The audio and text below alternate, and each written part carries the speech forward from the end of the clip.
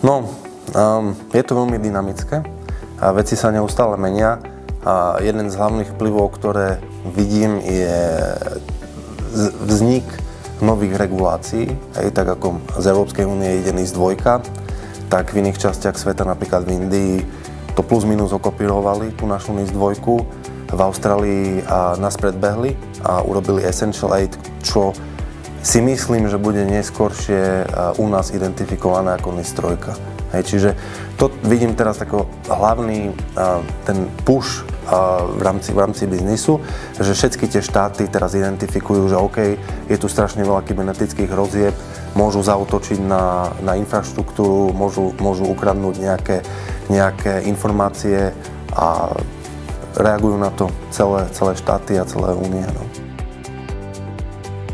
No, český trh, veľakrát, keď sa bavím s partnermi, tak každý vždycky chce povedať, že my sme tí špecifickí, my sme iní ako ostatní. Ale z môjho pohľadu sú všetci úplne rovnakí. Hej, či sa bavíme o Taliansku, Nemecku, Čechách, Slovensku, všetci riešia úplne rovnaké veci, všetci sa snažia ušetriť čo najviac peňazí, zatiaľ čo chcú nejakým spôsobom mať veľmi robustné riešenia. Čiže ja si myslím, že je to rovnaké. Čiže témou mojej prezentácie bude kybernetický audit ako služba, čo je v podstate reakcia na to, čo som doteraz povedal. Čiže reakcia na vznikajúce regulácie, ktoré sú v rôznych štátoch, reakcia na to, že tí partneri alebo ten channel je plus minus rovnaký, že sa snažia ušetriť tie peniaze, snažia sa byť cost effective, zatiaľ čo chcú poskytnúť čo najrobustnejšie riešenie alebo najkomplexnejšie riešenie. Čiže ten kybernetický audit ako služba by mal byť skôr nejaký tool pre partnerov, ako doručiť zlepšenie kybernetickej bezpečnosti za dobré peniaze alebo teda za dostupné peniaze pre toho zákazníka. A čo sa týka nejakých noviniek v rámci GFI, tak asi tá najväčšia, na čo sa aj ja veľmi osobne teším, lebo som bol toho súčasťou a robil som na to veľa nejakých štúdií alebo snažil som sa dostať veľa tých mojich nápadov do toho developmentu. A to je GFI App Manager, ktorý bude slúžiť ako centralizovaná platforma pre všetky naše produkty, aj treťostranové produkty.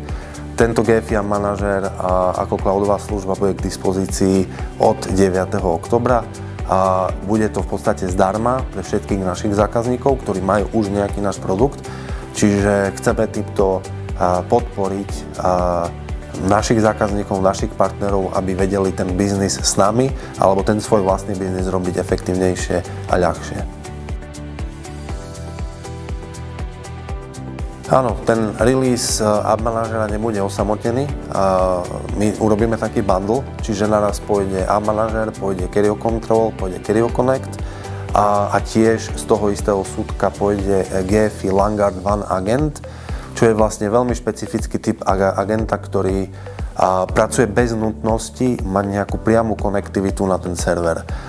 Ani nepotrebuje verejnú IP adresu, či už na strane servera alebo na strane klienta, a bude to fungovať prostredníctvom Amazonu, kde každý zákazník bude mať separovaný tenant, kde bude end-to-end enkripcia a prostredníctvom tohto tenantu sa vlastne budú relayovať tie informácie od toho agenta od X klientov do toho servera. Čiže to tiež bude reakcia na to, čo naši zákazníci a naši partneri chceli. A tiež sa na to veľmi teším, pretože dosť to uľahčí celý manažment. Jak si vám spolupracuje s Kompasem? Ja som veľmi spokojný, mám rád tieto akcie a sú z môjho uhla pohľadu na vysokej úrovni. A keď to porovnám napríklad s inými partnermi alebo s inými spoločnosťami, kde tiež chodíme prezentovať, či už ja osobne alebo moji kolegovia, či už tá sála, zabezpečenie, technické zabezpečenie, aj ten catering alebo celá tá osnova tej konferencie.